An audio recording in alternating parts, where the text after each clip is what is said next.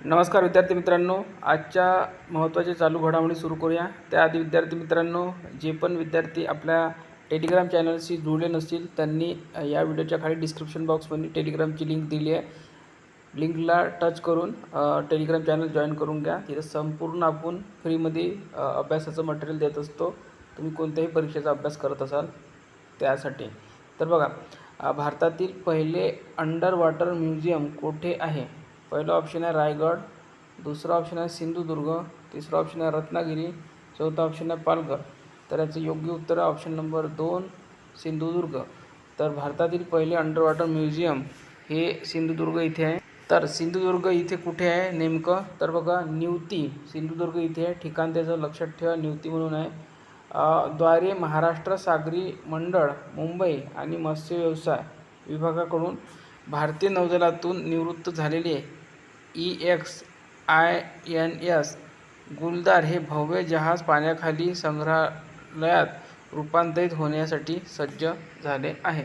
प्रश्न क्रमांक 2 पहा. अग्नी 1 या लघु पल्ल्याच्या बॅलिस्टिक क्षेपणास्त्राची यशस्वी चाचणी कोठे घेण्यात आली? पहिला ऑप्शन आहे ओडिसा, दुसरा ऑप्शन आहे आसाम, तिसरा ऑप्शन आहे राजस्थान, चौथा ऑप्शन आहे पश्चिम बंगाल. तर अग्नी 1 या लघु पल्ल्याच्या बॅलिस्टिक क्षेपणास्त्राची यशस्वी चाचणी ही ओडिसा येथे घेण्यात आली. ऑप्शन नंबर 1 याचं करेक्ट उत्तर आहे.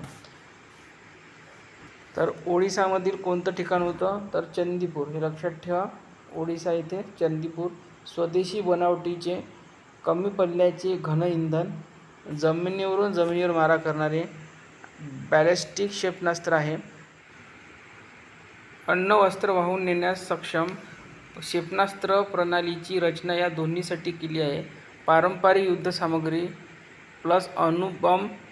मारक क्षमता बघा याची 700 ते 900 किलोमीटर आहे. भार क्षमता आहे 1000 किलोग्रामपर्यंत.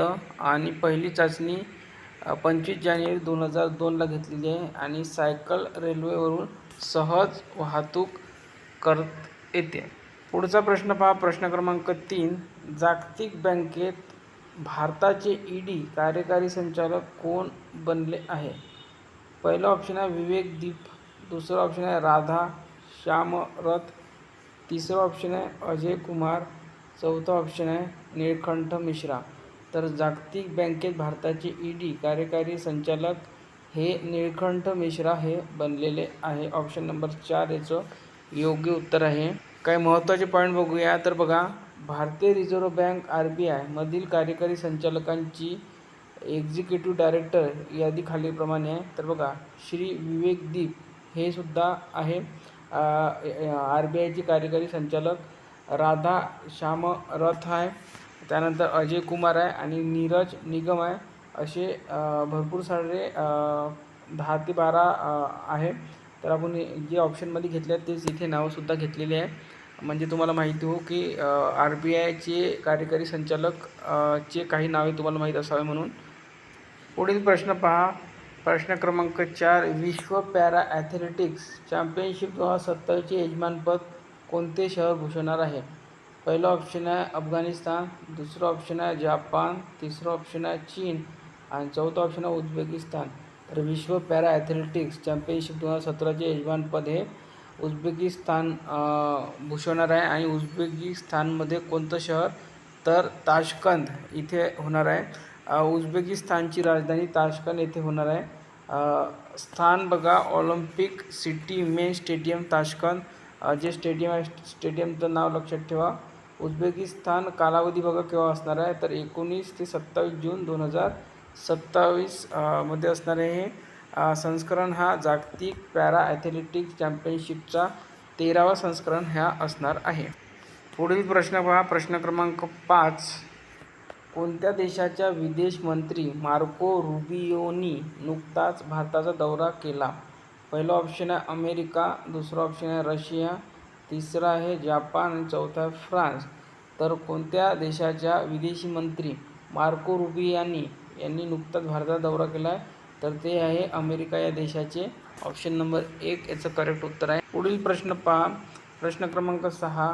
कॅनरा बँकेचे व्यवस्थापकीय संचालक MD आणि CEO म्हणून कोणी पदभार स्वीकारला आहे?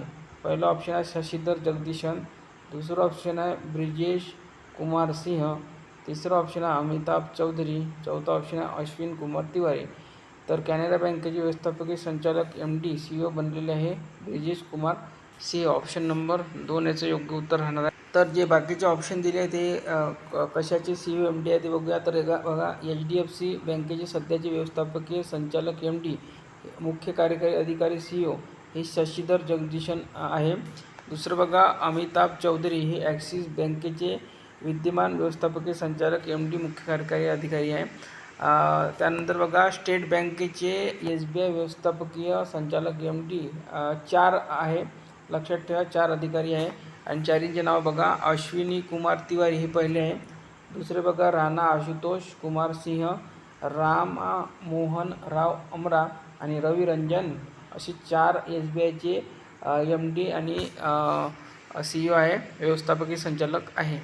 प्रश्न क्रमांक 7 पहा. The library man of India नावाचे पुस्तक कोणाच्याद्वारे लॉन्च केले गेले? तर पहिलं ऑप्शन आहे नरेंद्र मोदी, दुसरं ऑप्शन आहे CP राधाकृष्णन, तिसरं ऑप्शन आहे राजनाथ सिंह, चौथा ऑप्शन आहे देवेंद्र फडणवीस. तर the library man of India हे पुस्तक CP राधाकृष्णन यांच्याद्वारे लॉन्च केले गेले आहे. पुढचा प्रश्न पहा. पंतप्रधान मोदींनी मोडला कोणाचा विक्रम? तर पंतप्रधान मोदी यांनी पंडित जवाहरलाल यांचा विक्रम मोडलेला आहे. तो कोणता विक्रम होता ते सविस्तर आपण बघूया. तर बघा दिनांक 10 जून पंतप्रधान मोदी 4399 सलग पदावर, म्हणजे एवढे दिवस सलग ते पदावर. जवाहरलाल नेहरूंनी सलग 4398 दिवस सेवा. निवडणूक नंतर 1952 नेहरूंनी 13 मे 1952 ते 27 मे 1964 निधनापर्यंत.